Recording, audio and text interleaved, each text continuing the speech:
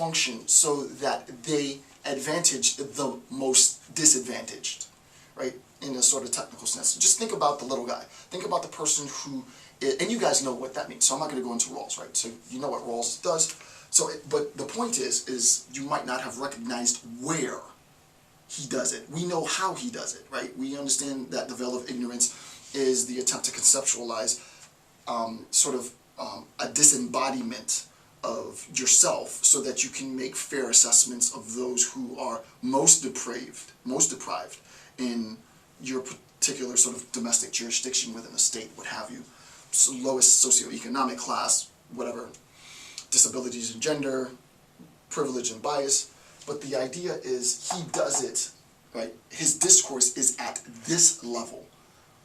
His discourse, though he doesn't say this at all in the text, right? And this is why I really like, this is why I chose to begin with Lasky's analysis, is that his discourse presupposes an external judgment. Rawls never, and it's not a discredit to Rawls, right? But Rawls never really puts his finger on that, right? Which is, again, not a diss. I'm a new kid on the block. I gotta stay in my lane. But the idea is, why would the state, the question is a simple question, why would the state even need to make assessments for those who are disadvantaged, is the question.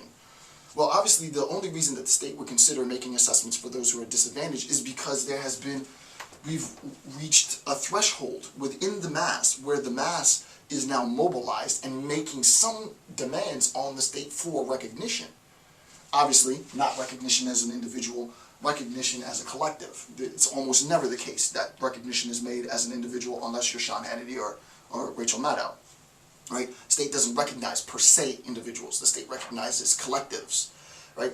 So insofar as Rawls's veil of ignorance is the attempt to consider those who are at least disadvantaged so that when we make policy and then when we conceptualize where our legislation and our laws and our governance will affect the population, we do so because of the validated judgment that the population is seeking from the political governance, right? Very dense, very, very dense. I hope all that makes sense, right? It makes sense to me. But then again, I'll wait. Before I do a second installment, I'll see if it makes sense to some of you. So please let me know if this makes sense or not, right? But it does make sense to me. And I would hate to do this lecture series for myself, or for a population that was just too small. If I would do this series if it was 15, 20 people that could follow along, it would be worth it. If it was just like me and like 4 other people, I probably would sort of stop. But I mean, that made sense to me. I hope it made sense to you as far as the relationships. The implications of this are ridiculous. It's insane. And I'm about to get to the implications in a second. So that's the first bit. So let's go to the second bit. And you can tell, I mean, this is the stuff that I love. I love this. I wrote my dissertation on this. I'm writing currently on this. All my genocide stuff falls in line with all of this. The stuff that I'm doing now, as far as research, falls in line with this. This is my bread and butter. All right, so seeking harmony between the social and the political. Right, social being individual, direct sort of accessibility. A quick point, this direct accessibility to the state is almost always understood in terms of an assimilation of the individual into the state. I forgot to say that, right? So on this side, not with the collective. Collectives primarily don't, and that's a cool inverse relationship, right? The state talks to, I can't believe I forgot to say that. I should have put it in the notes.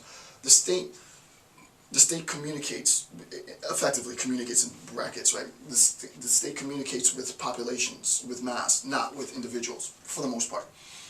However, the individual has the best possibility of becoming part of the bureaucracy, right? As individual, I mean, this is a sort of obvious way of saying it. That is that, I want to join the federal government, I fill out an application. It's actually, I think, from what I've heard from friends, actually almost impossible to get in. It's apparently not an easy thing to do, but theoretically speaking, you fill out paperwork, you hand it to the recruiter runs some background tests, and you're in, right? It doesn't work like that for collectives, for the most part, right?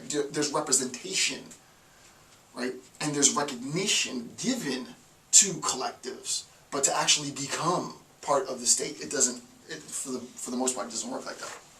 So, since we are, in a sense now, at the point where we're left to understand the relationship between the individual and collective as population, and to be technical, as social, and the social's relationship to the political, the question becomes, what is the social's relation to the political?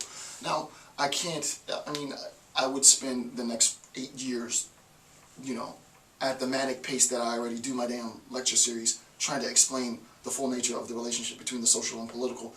You can write volumes and volumes. As long as there's history, as long as there's human beings on the planet, the relationship between the social and the political is going to change, because there is in no sense a possibility to describe the relationship as a static relationship. The relationship between the social and the political is as dynamic as any relationship could possibly be. It's to the point where the relationship changes sometimes daily, right? This is why political pundits are needed in society. This is why there's a very justified need for Sean Hannity. There's a very justified need for Rachel Maddow. People call them talking heads, sure, and there's a very pejorative sense of their job function. But the reality is we, the people, in sort of a cliched sense, need access to the political. And if you think about it, it follows the precise logical sort of reduction. From a group, I, as an individual who stand outside of a group, need someone there who espouses, as an individual, the same ideological beliefs, generally speaking, liberal or conservative. We know there's more socialist or what have you. Espouses basically the same ideology. They don't have to have the same embodiment, right?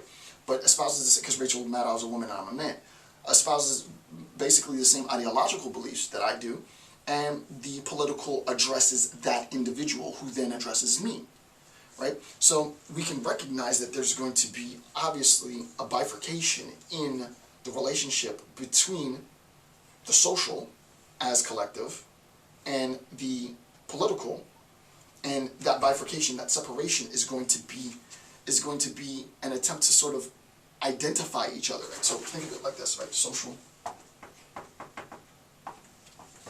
political. This is awesome. But it's really like this, right? It's perfect.